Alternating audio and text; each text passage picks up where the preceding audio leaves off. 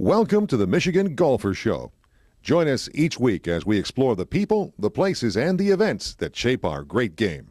The hours that they've been out here have been long.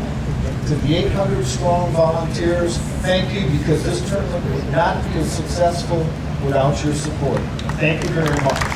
Finally, I'd like to recognize Joe Durant, who is over there, for his leadership and recognition out here. You've done a great job again. Really appreciate working with you. Thank you. Thank you so much. You know, 4 years ago, I come up with the idea to bring golf back here to Warwick Hills. You need someone to say yes and someone to take charge and be the title sponsor. And obviously, Ally stepped up, but it couldn't be done without one person right here. We've become friends the last couple of years.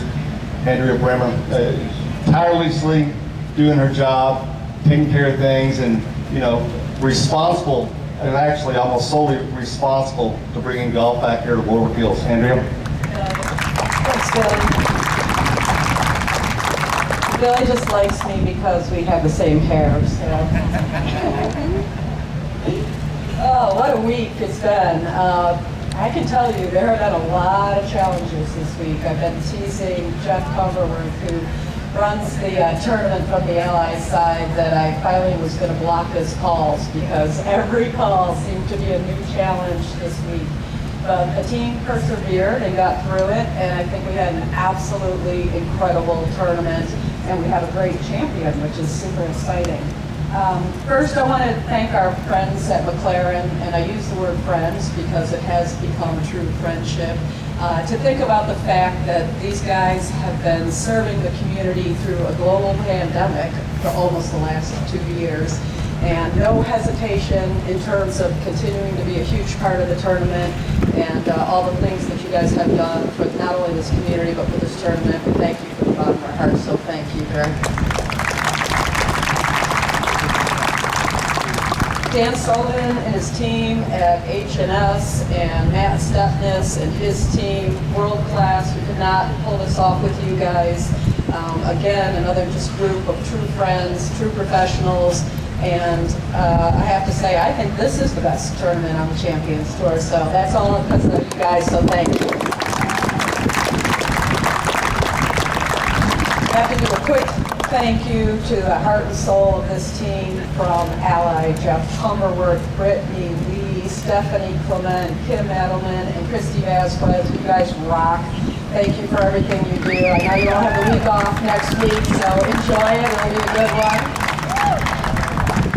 And of course the fans, the staff at Warwick. Greg thanked everybody. I don't want to go over it again, but you guys are just unbelievable. What you have done to pull this off, always a smile on your faces, absolutely awesome. And the incredible volunteers, just absolutely world class, so thank you guys. Can I do this trophy presentation? Andrew, get the trophy and let's present it. Do somebody though, someone's very important to Joe. His wife Tracy is joining us here in this ceremony. She, like myself, was very nervous for Joe coming down the 18th. He kept it very exciting. Joe, it's been we talked about it on air just shortly. It's been since 2018 that you got your last win at Chubb Classic there in Naples. I know you've done a lot of change in your game right now, but you had a very good answer on air when I said, did you ever think you'd get back to this point again? And relay what you said to the fans here. Honestly, after the Senior US Open in Omaha about a month and a half ago, I was about ready to quit, to be quite honest with you. I was so frustrated with my game. My putting was horrendous, and I was really just questioning why I wasn't playing golf, to be honest with you. But just kind of dug deep and made a few changes in my putting, which made a tremendous benefit, this week. And I'm just so fortunate to be here and just going back so very long again. You reached out to a guy that's had some success here as well, Brad Faxon, and obviously helped you there. But when you're coming down the stretch and you're going against a man that's won 41 times on the PGA Tour Champions, a World Golf Hall of Famer, Bernard Langer, did you have to just kind of bear down and think, okay, I've got to take care of my game and not watch what Bernie's doing? Yeah, you really have to. You know he's not going to go away. He's never going to give you an inch, so you just have to go play your game, keep giving yourself opportunities, and try not to make mistakes like you did on 18. He's relentless relentless. I fully expected him to hold a bunker shot. I really did. That's the kind of player he is, and he hits those kind of shots. I thought he was. Oh, yeah, well, I think most everybody watching probably did. This is those big times. But, like I said, just gotta stay patient and just stay in the game. I'm usually pretty good about that, but I got a little ahead of myself on 18, and I was very nervous, obviously, and it showed. But just one less than everybody else. That's all I needed. I just made a comment, though. It's interesting is we're always week in and week out. We see new tournaments come on the circuit, but how fast the Allied Championship is becoming one of the premier events on the PGA Tour Champions. And when you look at this event, you got to think, okay, it's a must play. Yeah, well, the golf course is great, and obviously, Andrew, thank you guys for and Allied for all you've done for us to make this one of the bigger events in our tour, and McLaren being the title, the presenting sponsor, and their contributions as well. Yeah, we love coming here. The fans here are some of the best we play in front of all year, and that's no baloney. I'm serious. We love coming here. 17, the energy on 17 is awesome. He's telling the truth. We look forward to coming back all year. It was Phoenix 16 before it was a Phoenix 16. It really was. And I just want to tell you one quick story. I played here on the regular tour for a number of years, and one year, I think it was 2006, I shot 20 under, I think, for 72 holes and lost by 7 to some kid named Tiger Woods. And I was almost demoralized to quit then, too. But really, just want to say thanks to the volunteers. We couldn't have tournaments without the volunteers. Again, the greens crew, they had quite a task to take over and handle this week. They did a tremendous job. All the sponsors, pro-am participants, and the galleries for coming out. Can't thank you all enough. I'm just so honored to be champion this year, and look forward to coming back next year. Congratulations, Joe. Get your hands on that trophy.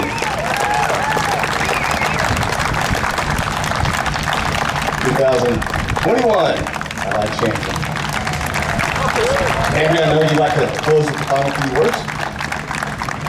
Yeah, just great champion, Joe. Congratulations again. We couldn't be happier to have you as a champion and look forward to you coming back next year. And we will be back same weekend next year. Tell your friends, get everybody out here, let's have fun. Hopefully we'll have another great celebrity foursome and a great concert and better weather next year. So thank you guys. Enjoy. Let's go have a drink. To have a chance to win, I haven't been playing very well, and to go out today and beat the best player on our tour head to head with a couple other guys. Doug Barron played great too, and KJ had a nice round. Just to prove to yourself that you can still do it means the world to me, because I had a lot of self-doubt coming into this week. What have you done differently since the U.S. Senior Open to get your game back to where it is now? I took about 5 weeks off. I didn't go to Senior British, didn't go to Calgary, didn't go to Seattle. I just had to get away from it, and I was just really frustrated. And sometimes you got to step back and kind of think about why you're playing in the first place. Are you playing for other people? Are you playing for yourself to enjoy the game? And I'd really kind of lost my love for the game. I love the guys out here, but I lost that joy of playing.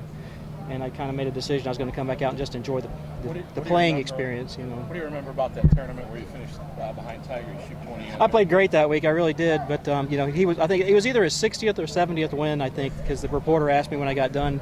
He said, "Well, you just shot 20 under, had a really nice week. How do you feel?" I said, "I'm totally demoralized. I just played really well for 4 days. I'm going to lose by 6 or 7." But that's just the nature of the game. Sometimes you can play great and not win, and you can play not so good and somehow win. So you just have to keep trying. When you were walking up 18, did you think about where you've been, the journey from when you almost quit to where you were on the cusp of getting that first win in 3.5 years? Yeah, I hate to say I was going to quit because that was probably a little bit of a slip, but I'm certainly going to start cutting my schedule back anyway. That was always my long-term plan. Just to play the events I want to play, and not to feel like I have to play every week.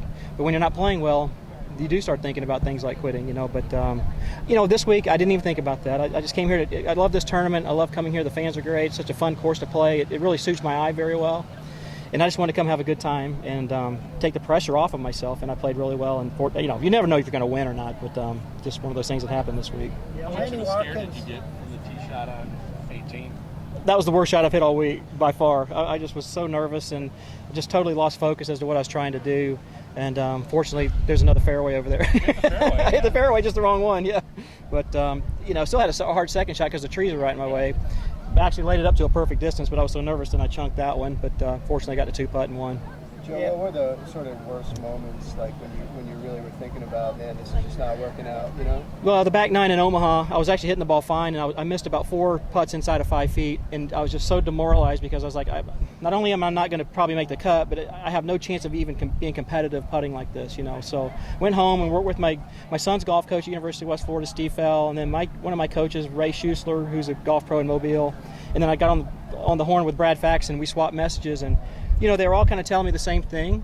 Brad was a little more between the ears stuff, and Ray and Scott and Steve were more fundamentals and those kind of things. But the combination of things really helped me this week. It freed me up, and I rolled the ball beautifully this week, the whole week. Where would you put your confidence level at now after winning today? Oh, I honestly don't know. You know, it was such an out of the blue kind of a thing because I played so poorly, but it certainly gives you a shot in the arm. You know, it makes you feel like, okay, I can still shoot some numbers, you know, but once again, I'm going to go home and kind of look at things and see what I want to play in the rest of the year. And I get to go to Hawaii, which is our favorite place to go, so I'm really looking forward to that. So it'll be nice. Lanny Watkins said you were putting your putting hand, your right hand on the bottom. He said that really turned things around for you. I did.